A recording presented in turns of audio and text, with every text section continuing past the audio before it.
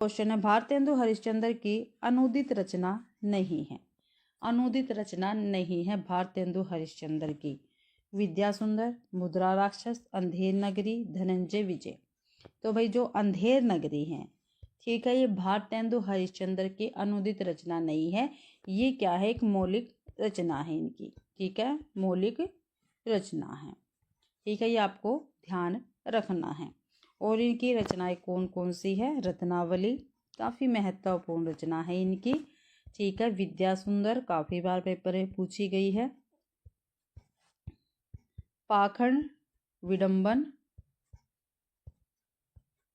धनंजय विजय तो ये रहा भाई, ठीक है, मुद्रा राक्षस, ठीक है, विद्या सुंदर भी हो गई, ठीक है, ये इनकी काफी महत्वपूर्ण रचनाएं रहेंगी और ये अनुदित रचनाएं हैं। मौलिक रचनाएं कौन सी थी, अंधेर नगरी थी इसमें से। अगला क्वेश्चन है, तिलस्मी अय्यारी उपन्यास परंपरा का आरंभ किस रचनाकार से माना जाता है। जो तिलस्मी अय्यारी उपन्यास है, इस परंपरा का आरंभ किससे माना जाता है। तो गोपाल राम गहमरी से, देवकीनंदन खत्री से, लज्जा राम शर्मा से या किशोरी लाल गोस्वामी से। तो ये तिलस्मी और अय्यारी उपन्यास का आरंभ देवकीनंदन खत्री से माना जाता है। भी आंसर अपना बिल्कुल सही रहेगा। और इनकी रचनाएं कौन कौन सी है, चंद्रकांता, ठीक है, फिर चंद्रकांता संसति है, ठीक है, फिर है नरेंद्र मोहिनी, काफी महत्वपूर्ण रचना है इनकी, नरेंद्र मोहिनी काफी बार पेपर में पूछी गई रचना है। वीरेंद्र वीर है फिर इनकी, फिर है काजल की कोठरी, फिर अनूठी बेगम, ये भी काफी बार पूछी गई रचना, अनूठी बेगम, ठीक है, कौन से, अनूठी बेगम, ये इनकी काफी बेगम बेगम, अनूठी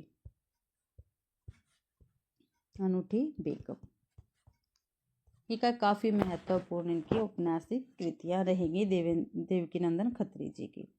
अगला क्वेश्चन है, गोल्डस्मिथ कृत डेजर्ट विलेज का हिंदी अनुवाद उजड़ ग्राम नाम से किसने किया है। तो किसने किया है भाई, ठीक है, उजड़ ग्राम नाम से किसने किया है। अयोध्या सिंह उपाध्याय हरिओद ने, महावीर प्रसाद द्विवेदी ने, राय देवी प्रसाद पूर्ण या श्रीधर पाठक ने। तो श्रीधर पाठक ने किया है भाई गोल्डस्मिथ कृत डेजर्ट विलेज का हिंदी अनुवाद उजड़ ग्राम से किसने किया है, श्रीधर पाठक ने किया है, ठीक है, ये आपको ध्यान रखना है। और श्रीधर पाठक ने ही गोल्डस्मिथ की, ठीक है, एक और इनकी रचना थी हर्मिट, उसका अनुवाद किया है एकांतवासी योगी के नाम से।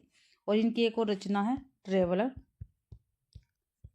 इसका इन्होंने किया है शांत पथिक नाम से अनुवाद, ठीक है, ध्यान रखना है। और जो श्रीधर पाठक है, खड़ी बोली के प्रथम स्वच्छंदतावादी क्या है भाई, वादी क्या है, कवि है। अगला क्वेश्चन है, ब्रज भाषा में रचित कृति है। तो ब्रज भाषा में रचित कृति कौन सी है इनमें से, ये हमें बताना है। काश्मीर सुषमा, रसकलश, उद्धवस्तक या उपयुक्त तीनों। तो भाई उपयुक्त तीनों, ठीक है, ये क्या है, ब्रज भाषा में रचित कृतियां हैं, कश्मीर सुषमा भी, रसकलश भी और उद्धवस्तक भी, ये आपको ध्यान रखना है। और जो कश्मीर सुषमा है, इसकी रचना 1904 ईस्वी में हुई थी और किसने की थी, श्रीधर पाठक जी ने, जिसके लेखक कौन थे, श्रीधर पाठक जी रहेंगे। रसकलश किसके है, हरिओद जी की रचना रहेगी, ठीक है, और ये क्या है, एक रीति ग्रंथ है, क्या है, एक रीति ग्रंथ है, ये आपको ध्यान रखना है। जो रसकलश एक रीति ग्रंथ है। और जो उद्धवस्तक है, ठीक है, इसके रचनाकार कौन है, इसके रचनाकार है जगन्नाथ दास रत्नाकर। कौन है, जगन्नाथ दास रत्नाकर भाई। अगला क्वेश्चन है, राष्ट्रीय भावनाओं की कविता त्रिशूल उपनाम से लिखते थे। राष्ट्रीय भावनाओं की कविता त्रिशूल उपनाम से कौन से लेखक लिखते थे। कौन से कवि, गया प्रसाद शुक्ल स्नेही, राय देवी प्रसाद पूर्ण, रामचरित्र उपाध्याय या लोचन प्रसाद पांडे। तो वही गया प्रसाद शुक्ल स्नेही जी, ठीक है, त्रिशूल उपनाम से, ठीक है, राष्ट्रीय भावनाओं की कविताएं लिखते थे भी, आपको ध्यान रखना है, ठीक है। और जो गया प्रसाद शुक्ल स्नेही है, इन्होंने श्रृंगारिक कविताएं, जो श्रृंगारिक कविताएं है वो स्नेही उपनाम से लिखी है, यह ध्यान रखना है। और ये खड़ी बोली में कवित और सवैया कवित और सवैया छंदों का प्रयोग करने में काफी प्रवीण थे भाई। कौन? गया प्रसाद शुक्ल स्नेही जी।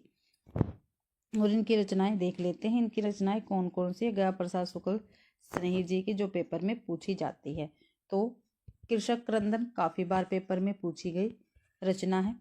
प्रेम पचीसी, ये भी काफी बार पेपर में पूछी गई रचना है भाई, प्रेम पचीसी। ठीक है। राष्ट्रीय वीणा, ये भी पूछी गई है। त्रिशूल तरंग, ये भी पूछी गई है। ठीक है, काफी महत्वपूर्ण रचनाएं हैं। त्रिशूल तरंग, फिर है करुणा कादम्बिनी, ये काफी महत्वपूर्ण रचनाएं हैं गया प्रसाद शुक्ल स्नेही की। अगला क्वेश्चन है, राम नरेश त्रिपाठी की रचना नहीं है। तो राम नरेश त्रिपाठी की रचना इनमें से कौन सी नहीं है? मिलन, पथिक, सोपन या मृत्युंजय। तो जो मृत्युंजय है ये राम नरेश त्रिपाठी जी की रचना नहीं है। सी आंसर अपना बिल्कुल सही रहेगा। मिलन, पथिक, मानसी और सोपन ये किसकी है? ये कविताएं सभी किसकी है भाई? श्रीधर पाठक की। और इनकी काफी महत्वपूर्ण रचना है कविता कौमुदी। ठीक है, काफी महत्वपूर्ण रचना है। और जबकि जो मृत्युंजय है, ठीक है, वह मृत्युंजय किसकी रचना रहेगी? तो भाई किसकी रहेगी मृत्युंजय? रहेगी राय देव प्रसाद पूर्ण की। किसकी? राय देवी प्रसाद पूर्ण की रचना रहेगी मृत्युंजय। और इनकी कौन कौन सी रचनाएं हैं राय देवी प्रसाद पूर्ण की? ठीक है, वसंत वियोग,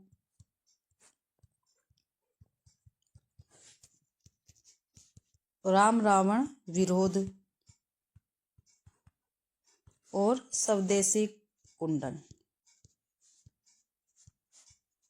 ठीक है, ये भाई राय देवी प्रसाद पूर्ण की काफी महत्वपूर्ण रचना है।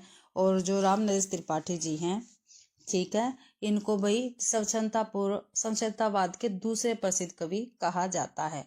ये ध्यान रखना, राम नरेश त्रिपाठी जी को दूसरे सबसे प्रसिद्ध कवि है स्वच्छतावाद के। और पहले कौन है? श्रीधर पाठक जी हैं। अगला क्वेश्चन है, डॉक्टर नगेंद्र ने द्विवेदी काल को किस नाम से अभिहित किया है? ठीक है, डॉक्टर नगेंद्र ने, आपको ध्यान रखना, नई धारा, द्वितीय उत्थान, नहीं भाई। आगे देख लेते हैं, जागरण, सुधार काल, विकास काल या उपयुक्त में से कोई नहीं। तो डॉक्टर नगेंद्र ने भी द्विवेदी काल को जागरण सुधार काल के नाम से अभिहित किया है, ध्यान रखना है। और आचार्य इसकी समय सीमा कितने बताते हैं? 1900 से 1918 ईस्वी के बीच में मानी गई है भी। और आचार्य रामचंद्र शुक्ल ने द्विवेदी युग को क्या कहा है? नई धारा, क्या कहा भाई? नई धारा द्वितीय उत्थान कहा है। ठीक है, और काफी बार पेपर में पूछा गया है। ठीक है, नई धारा द्वितीय उत्थान कहा है रामचंद्र शुक्ल जी ने द्विवेदी काल को।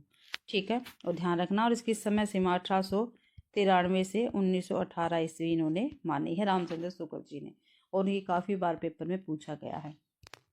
अगला क्वेश्चन है, सरदार पूर्ण सिंह लिखित निबंध नहीं है, यानी सरदार पूर्ण सिंह जी का इनमें से कौन सा निबंध नहीं है, वो हमें बताना है। ठीक है, आचरण की सभ्यता, सच्ची वीरता, मजदूरी और प्रेम या कछुआ धर्म। तो भाई देखो, आचरण की सभ्यता भी सरदार पूर्ण सिंह की निबंध है, सच्ची वीरता भी, और मजदूरी और प्रेम भी। लेकिन कछुआ धर्म ये सरदार पूर्ण सिंह का निबंध नहीं है। किसका है? चंद्रधर शर्मा गुलेरी जी का निबंध रहेगा। चंद्रधर शर्मा गुलेरी जी का निबंध है भाई ये। ठीक है, ध्यान रखना है। और चंद्रधर शर्मा गुलेरी जी का एक काफी महत्वपूर्ण निबंध है जो काफी बार पेपर में पूछा गया है, मोरेसी मोही कुठाव। ठीक है, ये काफी महत्वपूर्ण निबंध इनका रहेगा। अगला क्वेश्चन है, निम्नलिखित उपन्यासों को काल क्रमानुसार आरोही क्रम में रखेंगे। तो उपन्यास दे रखे हैं, आरोही क्रम में रखना इनको, काल क्रमानुसार। तो देखते हैं, जल टूटता हुआ, अलग अलग वैतरणी, धरती धन्य अपना और आधा गांव भाई। तो देखते हैं, जो भाई आधा गांव है, जो आधा गांव, इसका प्रकाशन हुआ था 1966 ईस्वी में। ठीक है, और जो भाई जल टूटता है, इसका हुआ था 1969 ईस्वी में। अलग अलग वैतरणी 1967 ईस्वी में। धरती धन्य अपना 1972 ईस्वी में भाई। ठीक है, तो देख लेते हैं सबसे पहले कौन सा आएगा। 1966 आएगा आधा गांव, तो भाई इसी में है आधा गांव। फिर 1967 में अलग अलग वैतरणी, फिर 1969 में जल टूटता, फिर 1972 में धरती धरना, यानी बी ऑप्शन अपना बिल्कुल सही रहेगा। अगला क्वेश्चन है, जन्म काल क्रम के अनुसार छायावादी रचनाकारों को आरोही क्रम में रखना है, यानी छायावाद के रचनाकार दे रखे हैं और इनके जन्म काल के अनुसार इनको आरोही क्रम में रखना है। तो रखते हैं भाई इनको। जयशंकर प्रसाद, सूर्यकांत त्रिपाठी निराला, ठीक है, सुमित्रानंदन पंत और महादेवी वर्मा। तो जयशंकर प्रसाद का जन्म 1889 ईस्वी में हुआ। सूर्यकांत त्रिपाठी जी का हुआ 1899 ईस्वी में, ठीक है। सुमित्रानंदन पंत का 1900 में और महादेवी वर्मा का 1907 में। तो भाई ये तो क्रम से ही, यानी ए ऑप्शन अपना बिल्कुल सही रहेगा। जयशंकर प्रसाद सबसे पहले, फिर निराला जी, फिर सुमित्रानंदन पंत, फिर महादेवी वर्मा। ये ऑप्शन सही रहेगा अपना। अगला क्वेश्चन है, पंत की रचनाओं को काल क्रमानुसार आरोही क्रम में रखिए, ठीक है। पंत की रचनाओं को आरोही क्रम में हमें रखना है। तो देखते हैं भाई, सबसे पहले उच्छ्वास, वीणा, पल्लव, गुंजन, ऐसे आएगा। उच्छ्वास, वीणा, पल्लव, गुंजन। तो कहाँ है उच्छ्वास, वीणा, पल्लव, गुंजन। सी आंसर अपना बिल्कुल सही रहेगा। फिर भी हम इनका प्रकाशन देख लेते हैं। उच्छ्वास 1920, ठीक है। वीणा 1927, पल्लव 1928 और गुंजन 1932 भाई, ठीक है। उच्छ्वास 1920, वीणा 1927, पल्लव 1928, गुंजन 1932। सी आंसर अपना बिल्कुल सही रहेगा। अगला क्वेश्चन है, जयशंकर प्रसाद के नाटकों का काल क्रमानुसार आरोही क्रम में रखिए, ठीक है। जयशंकर प्रसाद के भी नाटक दे रखे हैं और उनको काल क्रमानुसार आरोही क्रम में हमें रखना है। तो रखते हैं, देखते हैं।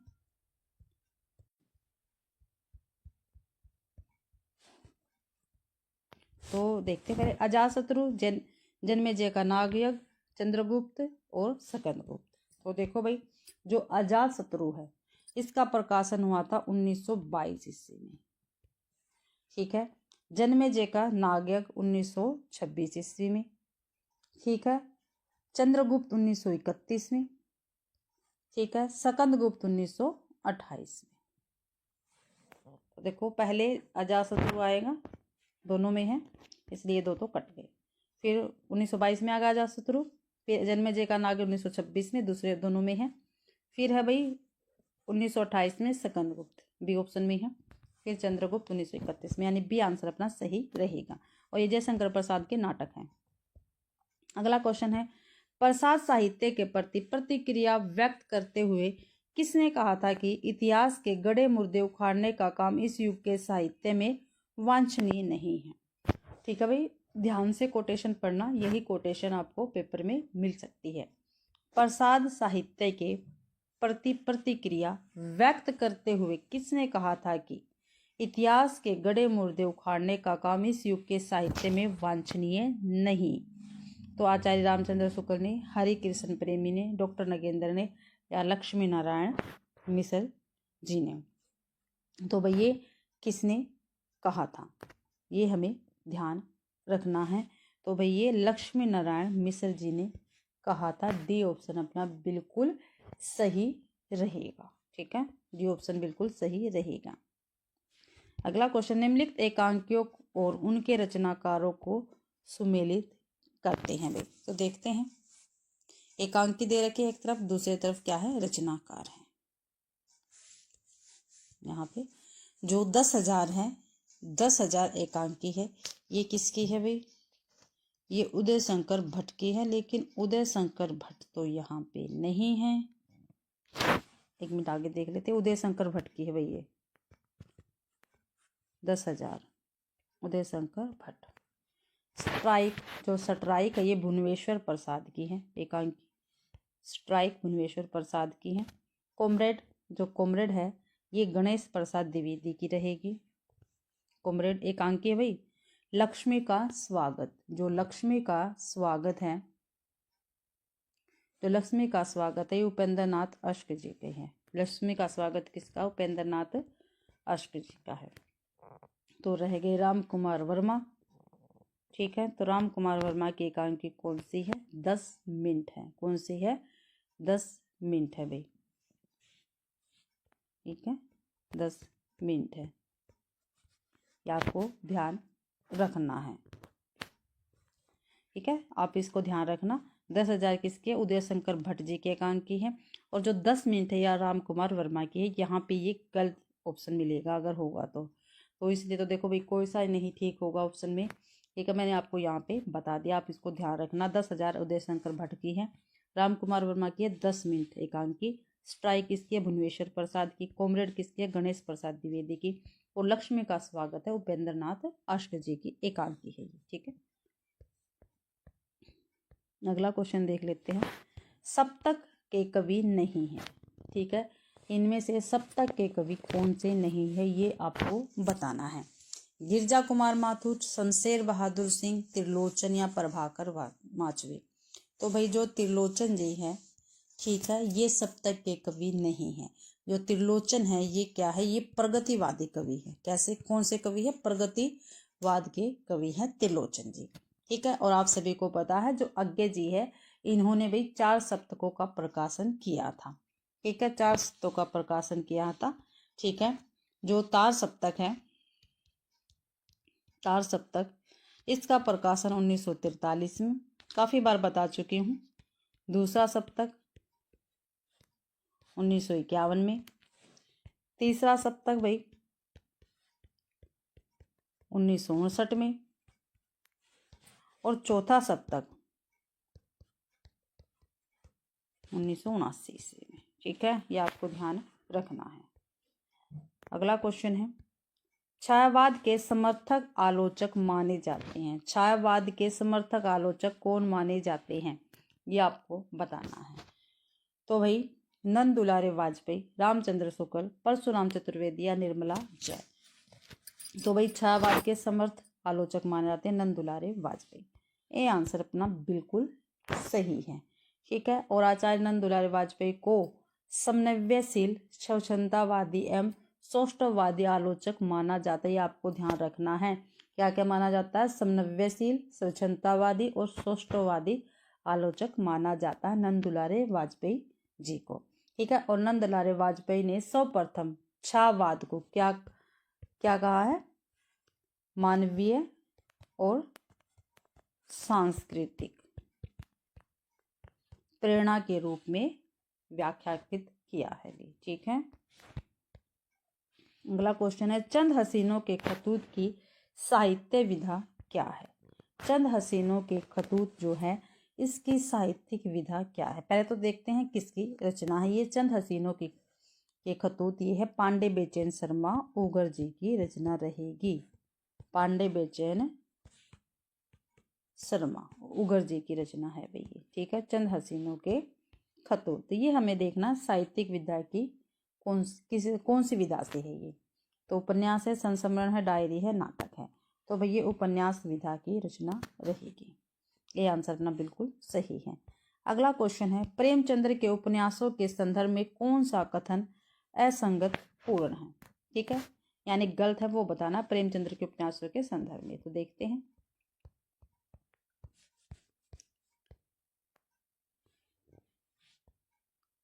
ये भी प्रेमचंद्र जी के उपन्यास दे रखे हैं, यहाँ पे बताना हमें इनमें से कौन सा गलत है। ठीक है, विधवा विवाह का प्रश्न, जो विधवा विवाह का प्रश्न है ये प्रतिज्ञा जो उपन्यास है यहाँ इसमें उठाया गया है, बिल्कुल सही है। मध्य वर्ग की कुंठाओं का चित्रण गबन में हुआ है, ये भी बिल्कुल सही है। हरिजनों की स्थिति और उनकी समस्याओं का चित्रण सेवा सदन में नहीं हुआ है भाई, यानी सी क्या है, गलत। इसमें गलत पूछा था, पहला बिल्कुल सही है। विधवा विवाह का प्रश्न प्रतिज्ञा में उठाया गया है। मध्य वर्ग की कुंठाओं का चित्रण गबन उपन्यास में हुआ और ये प्रेमचंद्र जी के उपन्यास है। लेकिन हरिजनों की स्थिति और उनकी समस्याओं का चित्रण सेवा सदन में नहीं हुआ है, तो इसमें गलत ही पूछा था और गलत क्या है, सी ऑप्शन अपना गलत रहेगा। ठीक है, ये आपको ध्यान रखना। बल्कि सेवा सदन में, इस सेवा सदन का विषय क्या है उपन्यास का, तो जो भाई वेश्या जीवन है, ठीक है, वेश्या जीवन से संबंधित समस्या का चित्रण इसमें किया गया है। सेवा सदन उपन्यास में भी आपको ध्यान रखना है। अगला क्वेश्चन है, निम्नलिखित कृतियों और उनके रचनाकारों को सुमेलित कीजिए। ठीक है, तो देखते हैं। प्रेमचंद्र घर में है, तो ये किसके, शिवरानी देवी जी की है। और ये शिवरानी देवी जी कौन है, ये प्रेमचंद्र जी की पत्नी है। कलम का मजदूर, जो कलम का मजदूर है ये मदन गोपाल जी की है, तो बी का 3। महाप्राण निराला, जो महाप्राण निराला है ये किसकी रचना है, गंगा प्रसाद पांडे जी की है, सी का 4 हो गया। शिखर से सागर तक, राम कमल राय जी की जीवनी है।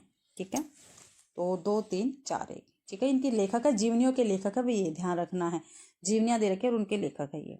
तो 2 3 4 1। प्रेमचंद्र घर में शिवरानी देवी की है, कलम का मजदूर मदन गोपाल की है, महाप्राण निराला ये गंगा प्रसाद पांडे जी की है, शिखर से सागर तक राम कमल राय की रहेगी। तो 2 3 4 1, 2 3 4 1, 2 3 4 1, 2 3 भाई 2 3 2 3 4 1, ए ऑप्शन में है, ए ऑप्शन बिल्कुल सही रहेगा।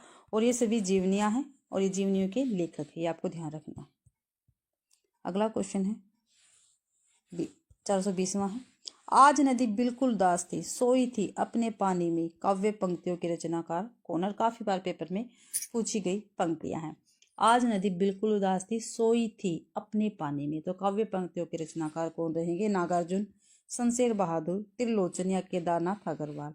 तो भाई इन पंक्तियों के रचनाकार कौन है, केदारनाथ अग्रवाल। आज नदी बिल्कुल उदास थी, सोई थी अपने पानी में भाई, तो केदारनाथ अग्रवाल जी रहेंगे। और इनकी काफी महत्वपूर्ण रचनाएं हैं, युग की गंगा, ठीक है, केदारनाथ अग्रवाल की है भैया, युग की गंगा, नींद के बादल, ठीक है, लोक और आलोक,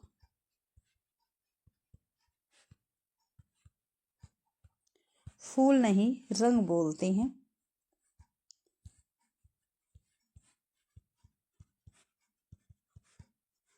फूल नहीं रंग बोलते हैं, आग का आईना, गुल मेहंदी,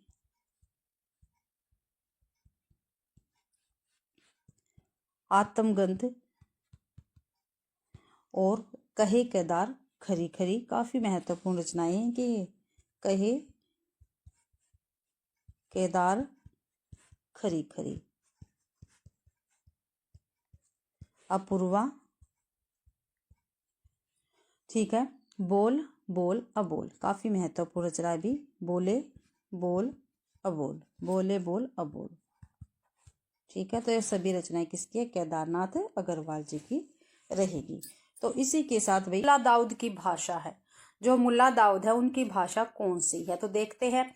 पश्चिमी परंपरा से संपृक्त शैली, आगे देखते हैं भाई। साहित्यिक अवधि, पहाड़ी मिश्रित अवधि या ठेठ अवधि।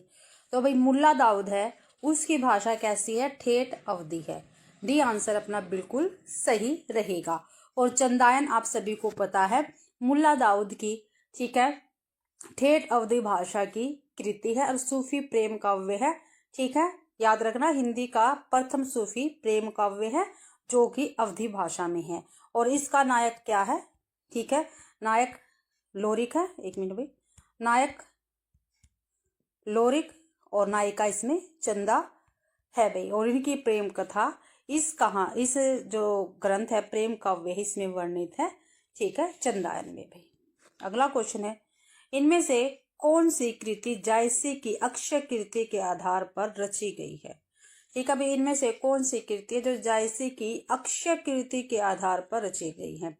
तो देखते हैं, पद्मावत है, अखरावट है, आखिरी कलाम है या उपयुक्त सभी है।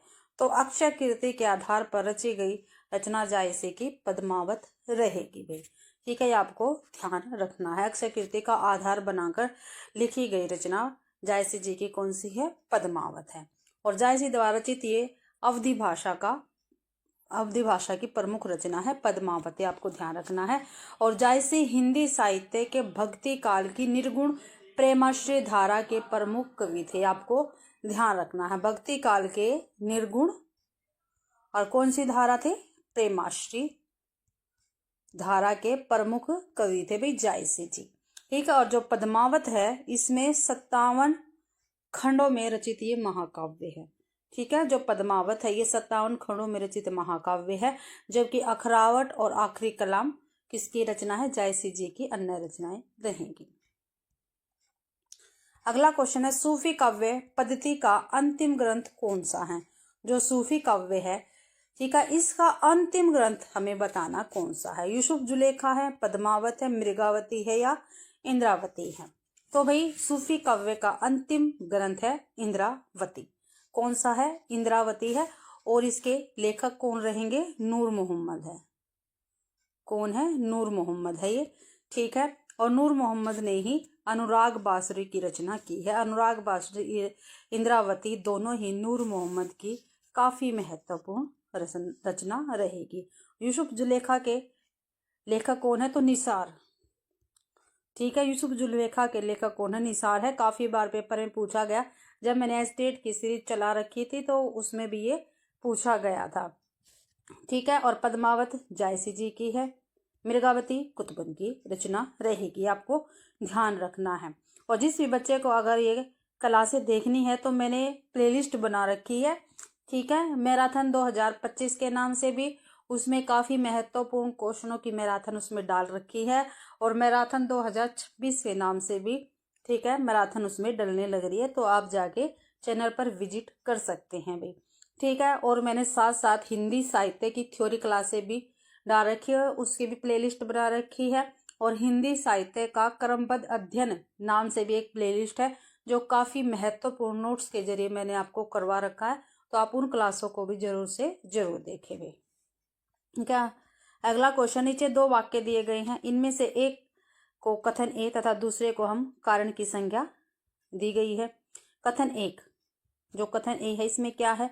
राम काव्य का प्रतिपाद्य विषय धार्मिक और भक्ति प्रधान है, इसलिए कवियों ने भगवान राम की प्रतिष्ठा में संस्कृत शब्दावली को अधिक स्वीकार किया है। देखते हैं, अगला है कारण। देखते हैं, जहाँ धर्म और दर्शन का प्रसंग हो तथा उच्च काव्य सौष्ठव दिखाना हो, वहाँ तत्सम की प्रधानता स्वाभाविक है। ठीक है, देखते हैं भाई, दोनों ही क्वेश्चन वैसे क्या है, बिल्कुल सही है, लेकिन ऑप्शन में देखते हैं, ऑप्शन में क्या कुछ है। ए देखते हैं, ए और आर दोनों सही है तथा ए की सही व्याख्या आर है। बिल्कुल सही है भैया। ठीक है, ए बिल्कुल सही है। अगला क्वेश्चन है, इनमें से कौन सी ध्वनि अवधि में नहीं है? ठीक है, अवधि में ध्वनि पूछा, कौन सी नहीं है? तो कौन सी ध्वनि नहीं है? क, न, मैं या अ? तो जो अण है ये अवधि भाषा में, अवधि भाषा की ध्वनि नहीं है भैया, आपको ध्यान रखना है। अगला क्वेश्चन है, स्नेह लीला के रचयिता कौन है? जो स्नेह लीला है इसके रचयिता कौन है, ये हमें बताना है। तो रैदास है, पीपा है, विष्णुदास है या बेंदी है? तो स्नेह लीला के रचनाकार विष्णुदास जी रहेंगे। ठीक है, और विष्णुदास कहाँ के थे? ग्वालियर नरेश डुंगरेंद्र के राजकवि थे, आपको ध्यान रखना है। कहाँ के राजकवि थे भाई विष्णुदास? तो ग्वालियर नरेश डुंगरेंद्र, किसके? डुगरेंद्र। ठीक है, इनके क्या थे? राजकवि थे, और इनके द्वारा लिखित काफी महत्वपूर्ण ग्रंथ है विष्णुदास जी के द्वारा स्वर्गारोहण, रामायण कथा, महाभारत कथा। ठीक है, ये काफी महत्वपूर्ण इनके ग्रंथ है भाई, और आप सभी को पता है रैदास, पीपा ये सभी संत कवि थे भाई। अगला क्वेश्चन देखते हैं, सूची 1 को सूची 2 से सुमेलित कीजिए तथा नीचे दिए गए कूट की सहायता से सही उत्तर चुनिए। तो हमें मिलान करना सूची 1 का सूची 2 से, तो करते हैं मिलान भाई। तो प्रद्युमन चरित्र ये किसकी रचना है? जो प्रद्युमन चरित्र है ये सुधीर अग्रवाल की रचना रहेगी, यानी ए का 4। स्वर्गारोहण हमने ऊपर अभी देखा है, किसका है? विष्णुदास की है भाई। ठीक है, ऊपर देखा है। तो बी का 3। मधुमालती कथा, तो मधुमालती कथा किसकी है? चतुर्भुजदास की है भाई। सी का 2 हो गया। छिताई वार्ता नारायण दास की रचना रहेगी, छिताई वार्ता भी। प्रदुमन चरित्र किसका? सुधीर अग्रवाल का। स्वर्गारोहण किसका है? विष्णुदास का। मधुमालती कथा चतुर्भुज दास की है। छिताई वार्ता नारायण दास की रचना रहेगी। तो 4-3-2-1, तो 4-3-2-1 हमारे बी ऑप्शन में है। बी ऑप्शन अपना बिल्कुल सही रहेगा भाई। अगला क्वेश्चन है, अर्थशास्त्र के संस्थापक हैं, तो अर्थशास्त्र के संस्थापक कौन है? इसमें से आपको ये बताना है। आप सभी को पता है अर्थशास्त्र की स्थापना 1565 ईस्वी में हुई थी। ठीक है, मैंने आपको कई बार बताया है। अब इसमें पूछा है इसके संस्थापक कौन थे? विट्ठलनाथ, वल्लभाचार्य, सूरदास या गोविंद स्वामी? तो अर्थशास्त्र के संस्थापक विट्ठलनाथ जी रहेंगे और 1565 ईस्वी में अर्थशास्त्र की क्या है? स्थापना हुई थी। इसमें भाई जो अर्थशास्त्र था इसमें 4 वल्लभाचार्य के शिष्य थे और 4 विट्ठलनाथ के शिष्य थे, यानी टोटल 8 शिष्य को मिलाकर अर्थशास्त्र की स्थापना की गई थी। और जो कुंभन दास है, ठीक है, कुंभन दास है वो क्या है? प्रथम अर्थशास्त्री कवि कहे जाते हैं। आपको ध्यान रखना, कुंभन दास प्रथम अर्थशास्त्री कवि कहे जाते हैं। और कुंभन दास के गुरु कौन थे? वल्लभाचार्य थे भाई। अगला क्वेश्चन है, इनमें से कौन रीतिबद्ध कवि है? ठीक है, रीतिबद्ध कवि कौन से है आपको ये बताना है इसमें से। तो घनानंद ठाकुर, भिखारी दास या बोधा? ठीक है, घनानंद आलम ठाकुर बोधा, ये तो भाई रीति मुक्त कवि हैं। घनानंद ठाकुर बोधा और इनके साथ साथ आलम, ये रीति मुक्त कवि के अंतर्गत आते हैं। लेकिन जो भिखारी दास है ये रीतिबद्ध कवि है भाई। क्या है? भिखारी दास रीतिबद्ध कवि रहेंगे। और जो बिहारी दास है, बिहारी दास, जो बिहारी दास थे ये रीति सिद्ध कवि थे। क्या थे? रीति सिद्ध कवि माने जाते हैं। आपको ध्यान रखना। और रीति काल को 3 भागों में बांटा गया है, रीतिबद्ध, रीति सिद्ध और रीति मुक्त भाई, ये ध्यान रखना। ठीक है, आप जब थ्योरी क्लासें मेरी देखेंगे तो आपको अच्छी प्रकार से समझ आ जाएगा। अच्छी प्रकार डिटेल्स मैंने करवा रखे हैं, सभी कवि करवा रखे, उनकी रचनाएं करवा रखी है। तो प्लीज़ जाके विजिट कीजिए चैनल को, आपको काफ़ी सारे क्लासें आपको मिल जाएंगी जो आपके पेपर के लिए काफ़ी महत्वपूर्ण है। मतीराम द्वारा रचित ग्रंथ है, ठीक है, जो मतीराम है इनके द्वारा रचित ग्रंथ कौन सा है? जो मतीराम है ये भाई रीतिबद्ध कवि है। ठीक है, पहले ही बता रही रीतिबद्ध कवि है। इनके द्वारा रचित ग्रंथ हमें बताना है। कृष्णायन है, जगत विनोद है, ललित ललाम या रस चंद्रिका? तो भाई ललित ललाम मतीराम द्वारा रचित ग्रंथ है। रीतिबद्ध कवि ये रहेंगे।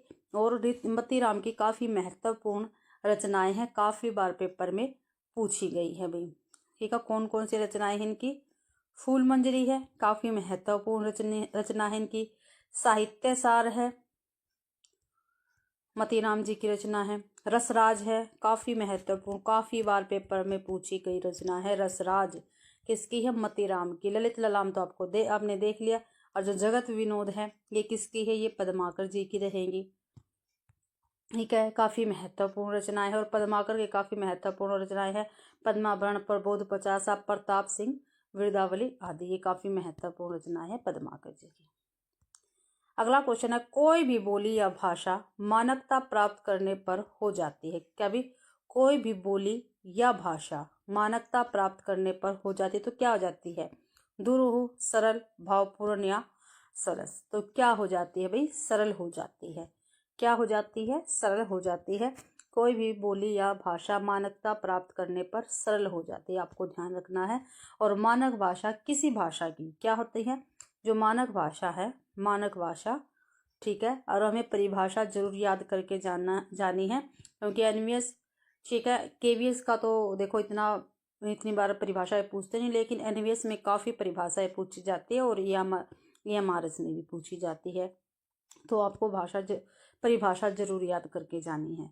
तो मानक भाषा किसे कहते हैं? मानक भाषा किसी भाषा की वह भाषा प्रयुक्ति या भाषिका होती है जो किसी समुदाय, राज्य या राष्ट्र में संपर्क भाषा का दर्जा रखे। किस भाषा का? संपर्क भाषा का दर्जा रखे और लोक संवाद में प्रयोग हो, उसको क्या कहते हैं? मानक भाषा की श्रेणी में रखा जाता है उसको भी। अगला क्वेश्चन है, न्यायालयीय भाषा में शब्द और उसके अर्थ में डैश रहती हैं। क्या रहती है? शब्द और उसके अर्थ में डैश रहती है। तो निश्चितता, अनिश्चितता, कुशलता या कोमलता? तो न्यायालयीय भाषा में शब्द और उसके अर्थ में निश्चितता रहती है भाई। ये आंसर अपना बिल्कुल सही रहेगा। और भारत के संविधान के अनुच्छेद 348(1) में क्या प्रावधान है? ठीक है, अनुच्छेद वाली क्लास मैंने बहुत अच्छी प्रकार से आपको करवाई है, अगर आप जाके देखना चाहते हैं तो देख सकते हैं भाई।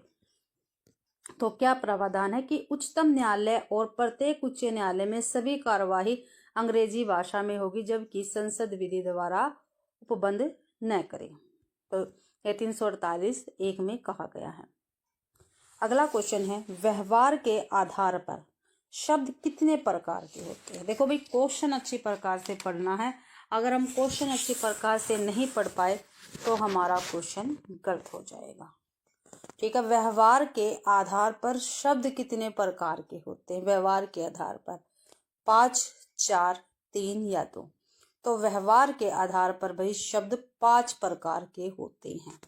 शब्द 5 प्रकार के होते हैं। कौन कौन से? एक तो संज्ञा, सर्वनाम, ठीक है, क्रिया, विशेषण और अव्यय। ठीक है, ये 5 प्रकार के होते हैं शब्द भाई व्यवहार के आधार पर, आपको ध्यान रखना है।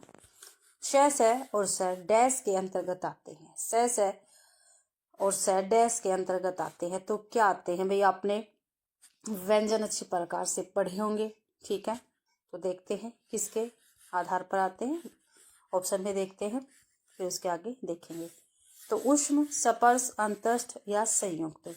तो भाई स से लेकर है तक ये ऊष्म व्यंजन के अंतर्गत आते हैं।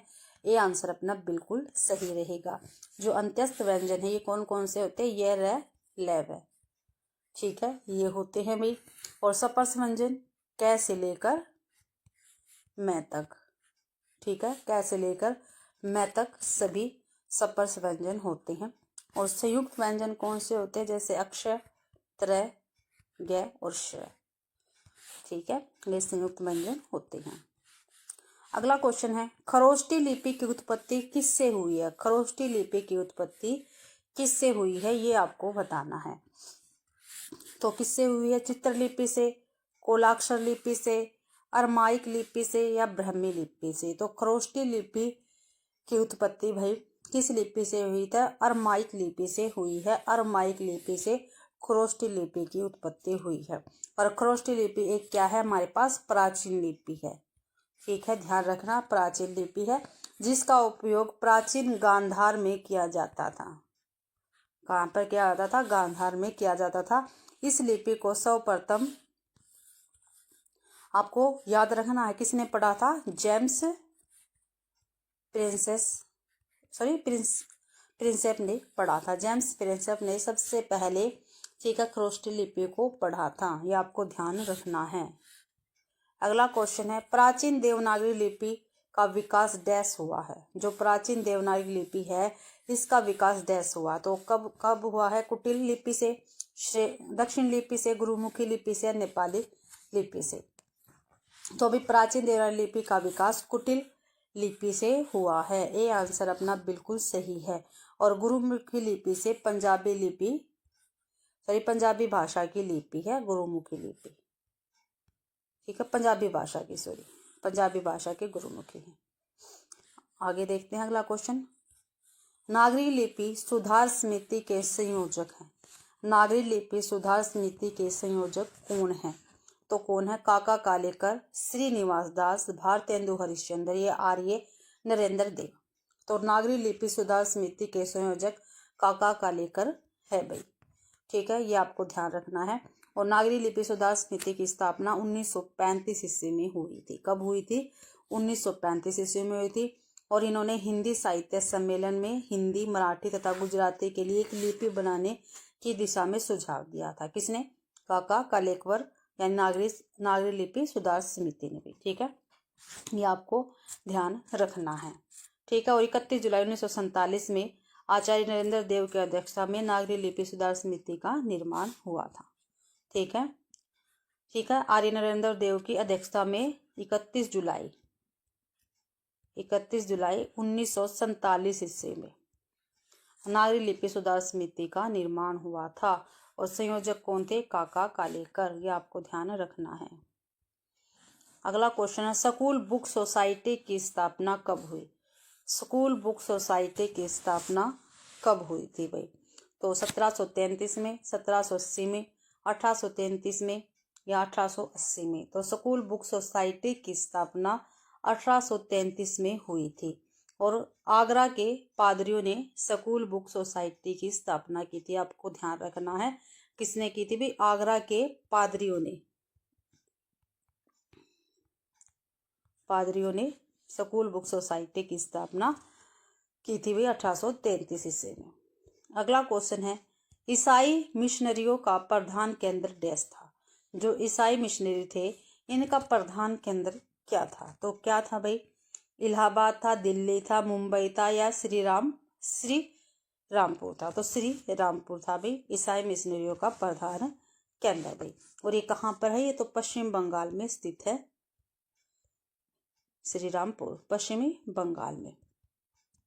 और ये मुख्यतः भारत में अपने धर्म के प्रचार के उद्देश्य से आए थे भाई। ठीक है। अगला क्वेश्चन है, राजभाषा आयोग के प्रथम अध्यक्ष थे? कौन थे भाई राजभाषा आयोग के प्रथम अध्यक्ष कौन थे? तो पंडित जवाहरलाल नेहरू, बाल गंगाधर खेर, पुरुषोत्तम दास टंडन या श्री राजगोपालाचार्य? तो राजभाषा आयोग के प्रथम अध्यक्ष थे बाल गंगाधर खेर। बी आंसर अपना ठीक रहेगा। और इस आयोग में भाई 21 सदस्य थे। कितने थे? 21 सदस्य थे। और राजभाषा आयोग की सिफारिश की समीक्षा करने के लिए सन 1947 ईस्वी में गोविंद बल्लभ पंत, ठीक है, गोविंद बल्लभ पंत की अध्यक्षता में संयुक्त संसदीय राज्यसभा समिति का गठन भी किया गया था। और राजभाषा आयोग का गठन 1955 ईस्वी में हुआ था। ठीक है, 1955 ईस्वी में हुआ था राजभाषा आयोग का गठन भी। अगला क्वेश्चन है, केंद्रीय अनुवाद ब्यूरो, क्या भी केंद्रीय अनुवाद ब्यूरो डैश से संबंधित है? तो केंद्रीय अनुवाद ब्यूरो डैश से संबंधित है। तो किससे संबंधित है ये हमें बताना है। शिक्षा मंत्रालय के अनुवाद विभाग से, गृह मंत्रालय के राजभाषा विभाग से, मानक संसाधन मंत्रालय से या प्राविधिक शिक्षा मंत्रालय से? तो केंद्रीय अनुवाद ब्यूरो डैश से संबंधित और गृह मंत्रालय के राजभाषा विभाग से संबंधित है। बी आंसर अपना बिल्कुल सही रहेगा। और 1960 ईस्वी में शिक्षा मंत्रालय के अधीन केंद्र हिंदी निर्देशालय की स्थापना करके असंवैधानिक साहित्य के हिंदी अनुवाद का कार्य आरंभ किया गया था। ये आपको ध्यान रखना है। अगला क्वेश्चन है, भारत की राजभाषा हिंदी और अंग्रेजी भारत की सभी भाषाएं। तो भारत की राजभाषा कौन सी है? आप सभी को पता होगा कौन सी है? हिंदी है। कौन सी है? हिंदी है हमारी भारत की राजभाषा। अगला क्वेश्चन है, इनमें से कौन सा कथन गलत है? गलत कथन हमें बताना है। ठीक है। विकसित तथा प्रयोग क्षेत्र की दृष्टि से बोली का रूप भाषा से बहुत छोटा, तो बिल्कुल ठीक है। रूप रचना की दृष्टि से बोली पूर्णतः विकसित है। रूप रचना की दृष्टि से जो बोली है पूर्णतः विकसित होती है। देखते हैं आगे भाई। देखो मेरे को तो यही गलत लग रहा है, आगे देखते हैं। और बोली दैनंदिन व्यवहार होने वाली घरेलू अभिव्यक्ति का माध्यम, बिल्कुल सही है। विभाषा बोली का ही विकसित रूप, बिल्कुल सही है। तो बी आंसर अपना गलत रहेगा भाई। ठीक है, बी आंसर अपना गलत रहेगा। रूप रचना की दृष्टि से बोली पूर्णतः विकसित होती है, तो बी आंसर गलत है। अगला क्वेश्चन है, खड़ी बोली को प्रधानता देने में सर्वाधिक योगदान रहा है।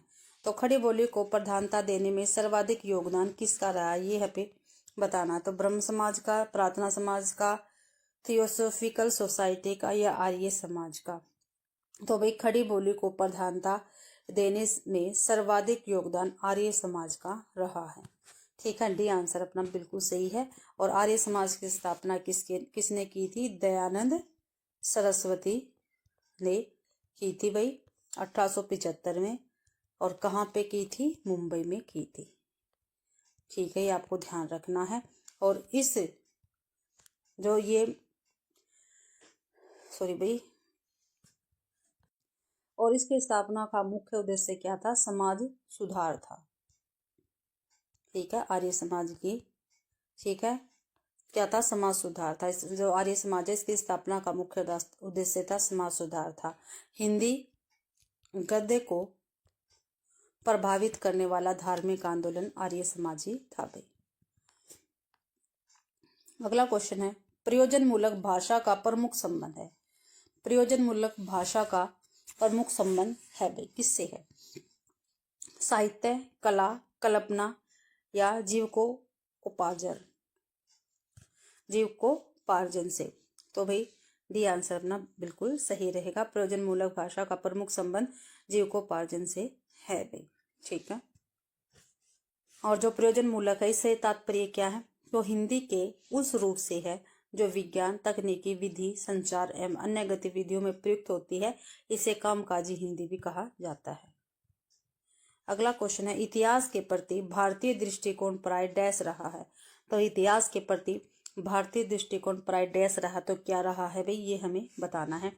आध्यात्मिक परक, विकास परक, यथार्थ परक या अनुसंधान परक।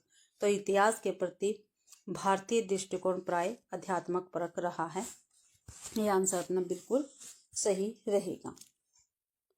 अगला क्वेश्चन है, 84 वैष्णव की वार्ता के लेखक कौन है? तो कौन है भाई? नाभादास है, नंददास है, गोकुलदास है या सूरदास है। तो 84 वैष्णव की वार्ता के लेखक गोकुलदास रहेंगे। सी आंसर अपना बिल्कुल सही है भाई। और गोकुलनाथ कौन है? विठलनाथ के पुत्र। विठलनाथ कौन है? जिन्होंने अष्टाप की स्थापना की थी 1565 ईस्वी में और वल्लभाचार्य के पुत्र थे। और गोकुलनाथ क्या थे? वल्लभाचार्य के पुत्र थे भी, आपको ध्यान रखना है। अगला क्वेश्चन है, दी modern vernacular literature of Hindustan के लेखक कौन है? तो गार्सा तासी है, गिलक्राइस्ट है, जॉर्ज ग्रियर्सन है या मैक्स मूलर है। तो भाई दी modern vernacular literature of Hindustan के लेखक जॉर्ज ग्रियर्सन जी रहेंगे। इनका 1888 ईस्वी में एशियाई सोसाइटी ऑफ बंगाल की पत्रिका के विशेष अंक के रूप में ग्रियर्सन द्वारा रचित, क्या नाम है इसका? The modern vernacular literature of Hindustan का प्रकाशन हुआ था। ये आपको ध्यान रखना, 1888 ईस्वी में। और जो गार्सा दतासी है, इनका इतिहास ग्रंथ का क्या नाम है? इस्तवार दला लिटरेचर इंदो ये हिंदुस्तानी। अगला क्वेश्चन है, आचार्य रामचंद्र शुक्ल द्वारा रचित हिंदी साहित्य के इतिहास का प्रकाशन वर्ष क्या है? तो क्या है भी प्रकाशन वर्ष? 1917, 1918, 1919 या 1929। तो आचार्य रामचंद्र शुक्ल द्वारा रचित हिंदी साहित्य का इतिहास का प्रकाशन वर्ष है 1929 ईस्वी। और आचार्य रामचंद्र शुक्ल का इतिहास मूलतः नागरी प्रचारणी सभा द्वारा प्रकाशित हिंदी शब्द सागर की भूमिका के रूप में, ये आपको ध्यान रखना है, हिंदी शब्द सागर की भूमिका के रूप में हिंदी साहित्य के विकास नाम से प्रकाशित हुआ था। अगला क्वेश्चन है, इनमें से किसने आदिकाल को जयकाल तथा रीतिकाल को कलाकाल कहा है? ठीक है, इनमें से भी कौन से लेखक है जिन्होंने आदिकाल को जयकाल तथा रीतिकाल को कलाकाल कहा? तो डॉक्टर ग्रियर्सन, डॉक्टर रमाशंकर शुक्ल रसाल, डॉक्टर इंद्रनाथ मदानी, आचार्य नंदुलारे वाजपेयी।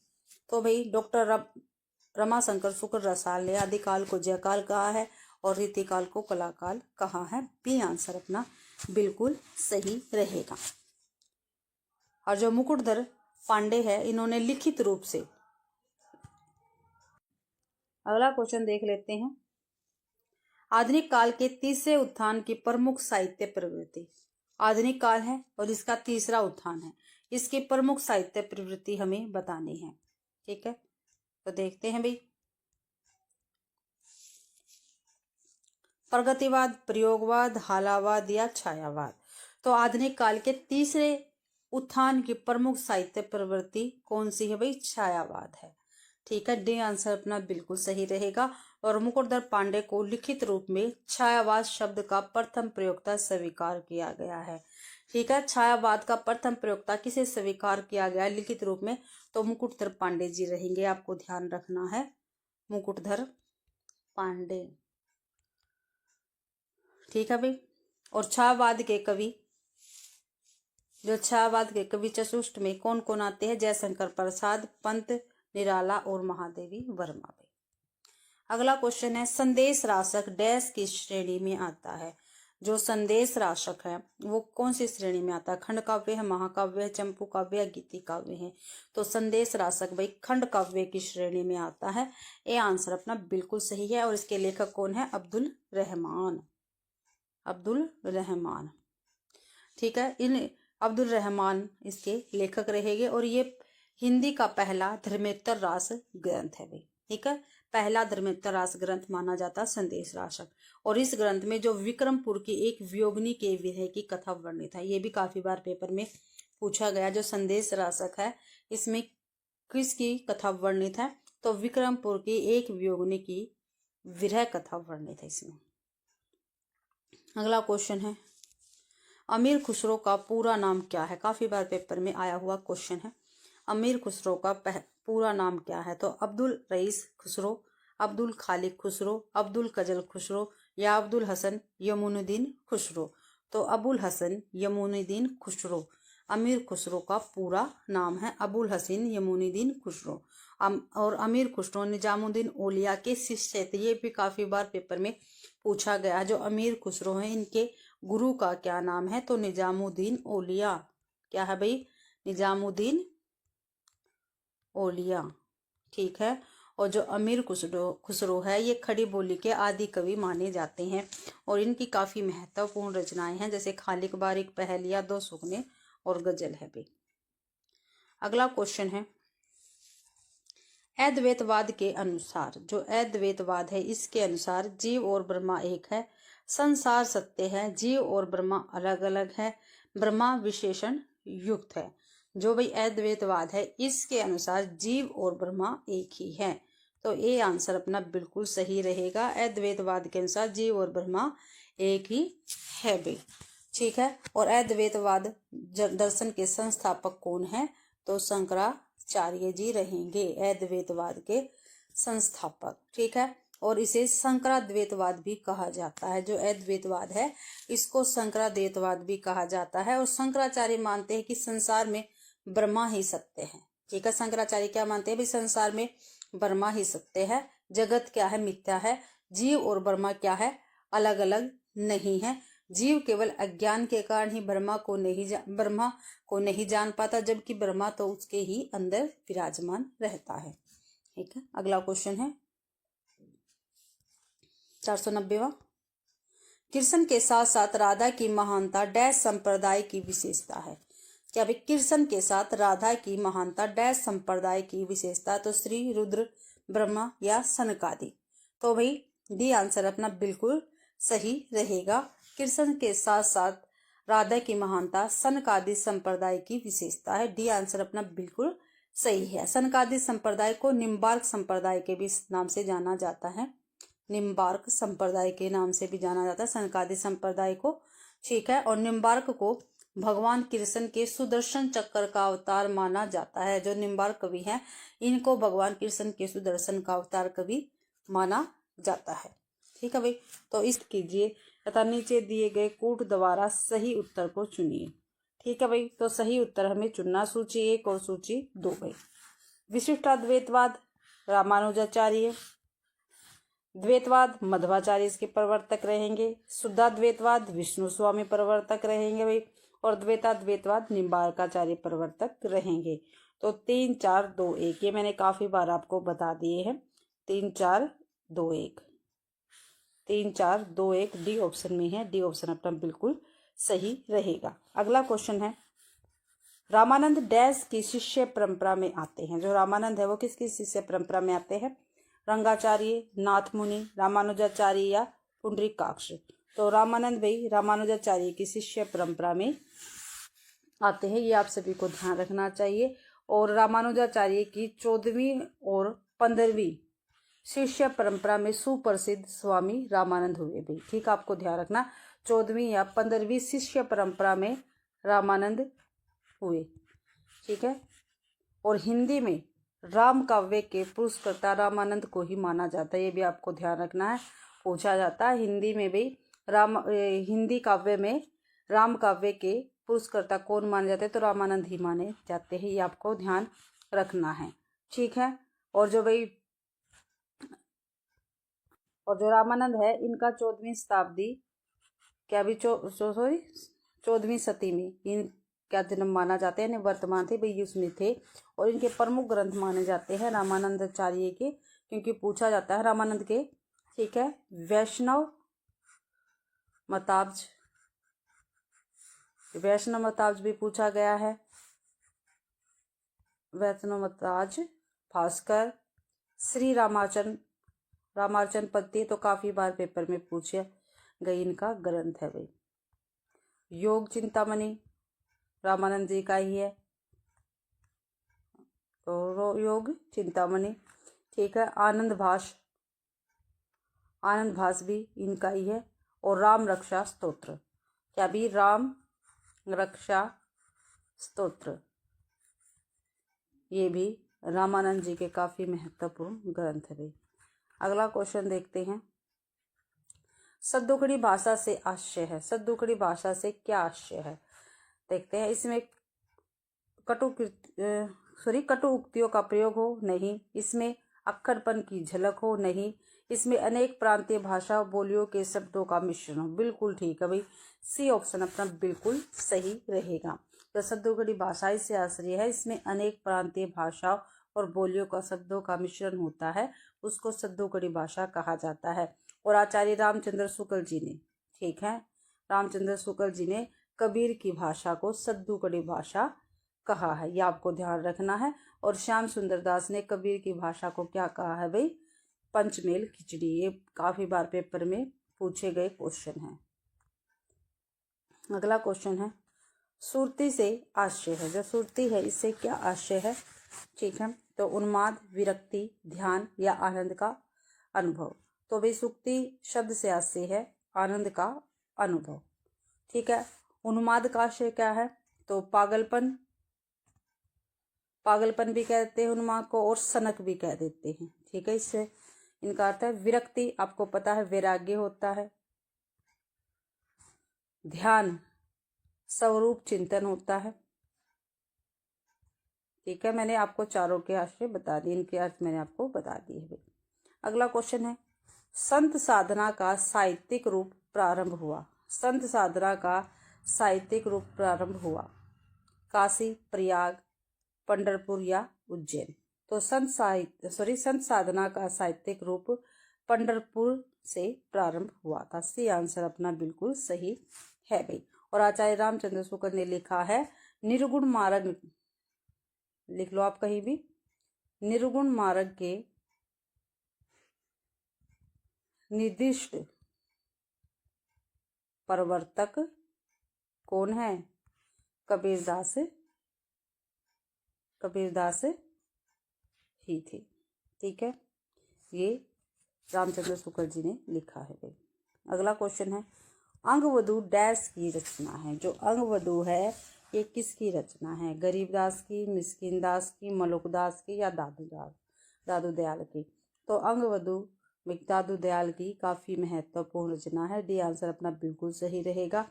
और दादू दयाल के संप्रदाय को एक किस नाम से जाना जाता है, ब्रह्म संप्रदाय या परब्रह्म संप्रदाय नाम से जाना जाता है, ठीक है। और दादू दयाल की काफी महत्वपूर्ण रचनाएं हैं, हरडेवाणी और काया बोले गई, काफी महत्वपूर्ण रचनाएं हैं ये इनकी दादू दयाल की। अगला क्वेश्चन है, हिंदी के प्रथम सूफी कवि है, जो हिंदी है इसके प्रथम सूफी कवि कौन माने जाते हैं, ये हमें बताना है। तो मुल्ला दाऊद, जायसी, मुल्ला वजीरी या कुतुबुन। तो पर हिंदी के प्रथम सूफी कवि मुल्ला दाऊद माने जाते हैं भाई, ठीक है। और इनकी रचना का क्या नाम है, चंदायन है, कल भी मैंने आपको बताया था, ठीक है। इनका काफी महत्वपूर्ण ग्रंथ है चंदायन मुल्ला दाऊद का। और इसके नायक का क्या नाम है, लोर, ठीक है, लोर या लोरिक भी कह देते हैं इसको। और इसकी नायिका कौन है, चंदा। और चंदायन में लोरिक और चंदा की प्रेम कथा ही वर्णित है। अगला क्वेश्चन है, अनहलक यानी मैं ही ब्रह्मा हूँ डैश की घोषणा है, जैसे कि मंसूर की, अमीर खुसरो की या कबीर की। तो भाई अनहलक डैश की घोषणा तो मंसूर की घोषणा है, यानी मैं ही फरमा हूँ। ठीक है, ये आपको ध्यान रखना है। अगला क्वेश्चन है, कुतुबन के गुरु का क्या नाम था? जो कुतुबन है इनके गुरु का क्या नाम था? काफ़ी बार पेपर में पूछा गया है। सैयद अशरफ, दामो, मेहंदी बुरहान या शेख बुरहान? तो भाई शेख बुरहान कुतुबन के गुरु का नाम है, ये आपको ध्यान रखना है। और ये शेर शाह के पिता हुसैन शाह के समकालीन थे। कौन भी? हुसैन शाह के समकालीन कौन थे? कुतुबन। ठीक है, हुसैन शाह कौन है? शेर शाह के पुत्र हैं। ठीक है, और कुतुबन क्या है? सूफी प्रेम काव्य परंपरा के कवि हैं। और इनका प्रसिद्ध ग्रंथ है, कौन सा है? बताइए आप, कुतुबन का प्रसिद्ध ग्रंथ कौन सा है? तो मिर्गावती। काफी बार पेपर में पूछा गया है। अगला क्वेश्चन है, सूफी कवियों का सबसे प्रिय अलंकार? जो सूफी कवि है इनका सबसे प्रिय अलंकार कौन सा है? तो वक्रोक्ति, समाउक्ति या अनुप्रास या सलेस? तो भाई सूफी कवियों का सबसे प्रिय अलंकार समासोक्ति है। बी आंसर अपना बिल्कुल सही रहेगा। और जायसी सूफी कवियों में सबसे प्रमुख माने जाते हैं, आप सभी को पता है। जो जायसी जी है ये सूफी कवियों में सबसे प्रमुख माने जाते हैं, और इन्होंने ही पद्मावत महाकाव्य की रचना की है। और सूफी कवियों की भाषा कैसी है? काफी बार पेपर में पूछा गया है, अवधी भाषा है।